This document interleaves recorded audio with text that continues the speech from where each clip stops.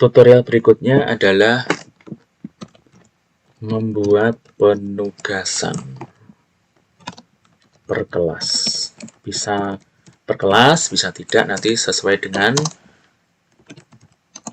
keinginan Bapak Ibu masing-masing. Jadi syarat yang pertama adalah sudah membuat grup kelas, itu wajib. Jadi syaratnya itu silakan dilihat di tutorial sebelumnya.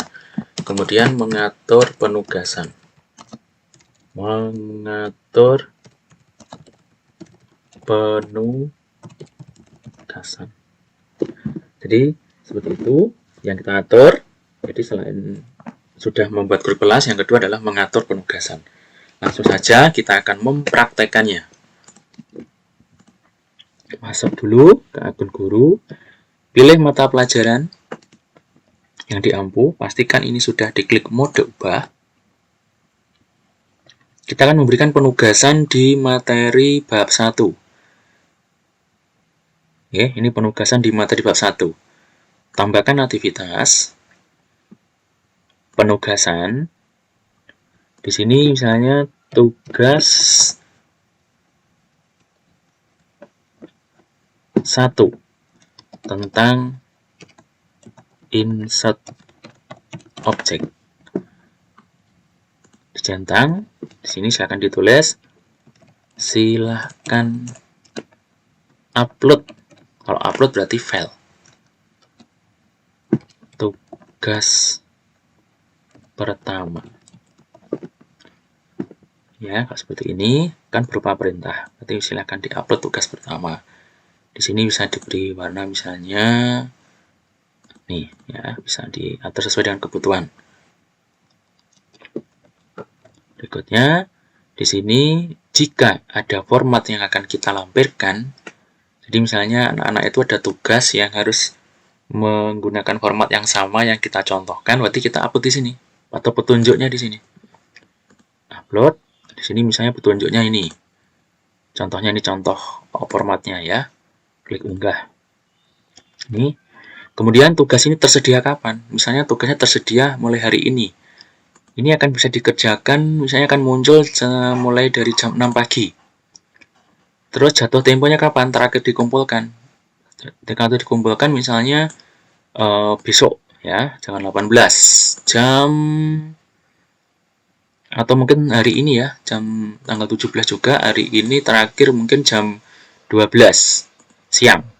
Kemudian batas akhirnya juga sama, 17 September jam 12 siang.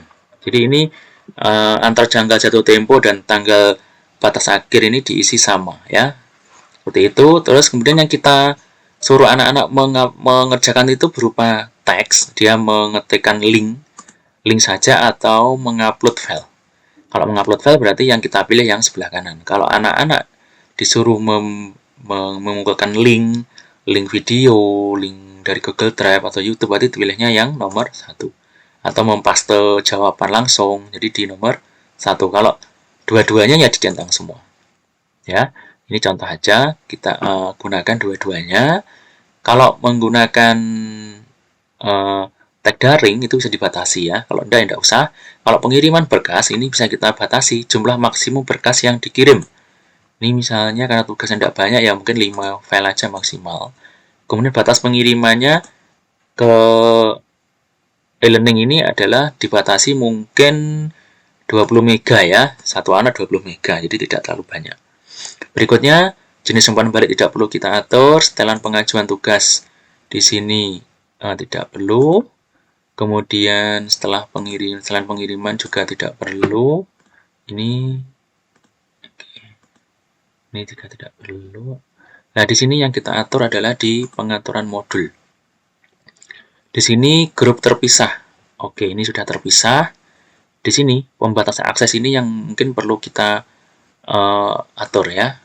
Jangan lupa pembatasan akses jika kita lakukan aktivitas itu per kelas. Ya, sekali lagi, pembatasan akses dilakukan ketika pemberian aktivitas per kelas. Ya, tambahkan pembatasan, pilih grup.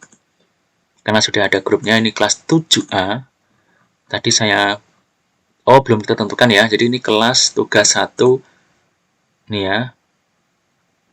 Kelas 7A ya. Di sini bisa tulis nih. kelas 7A. Insert object ya, seperti ini. Atau ditaruh di depan juga silahkan. Taruh di sini. Kelas 7A tugas 1 ya. Di sini juga bisa ditaruh di belakang juga bisa. Jadi menyesuaikan aja. Jadi intinya ini khusus untuk kelas 7A. Nah, sudah. Ini ditentukan kelas 7A-nya. Banyak aktivitas ini boleh ditandai, boleh tidak. Ini saya pilih yang anak-anak harus menandai. Setelah itu baru klik simpan dan kembali. Oke, seperti itu. Mana tugasnya? Nih, tugas insert object kelas 7A. Jadi ini yang bisa memilih ini hanyalah hanya kelas 7A. Buka hari ini jam 6. Berarti hari ini jam 6 sudah dibuka. Jatuh temponya, terakhirnya adalah jam 12 siang hari ini. Terus, terbatas tidak tersedia kecuali Anda termasuk kelas 7A. Jadi ini tidak akan bisa dipilih kecuali anak itu kelas 7A. Jika bukan 7A, maka di sini tidak akan dipilih. Jadi tidak bisa diklik ini, ya. Tuh, itu tugas. Mungkin itu yang bisa saya sampaikan untuk tutorial pemberian tugas per kelas. Terima kasih, semoga bermanfaat.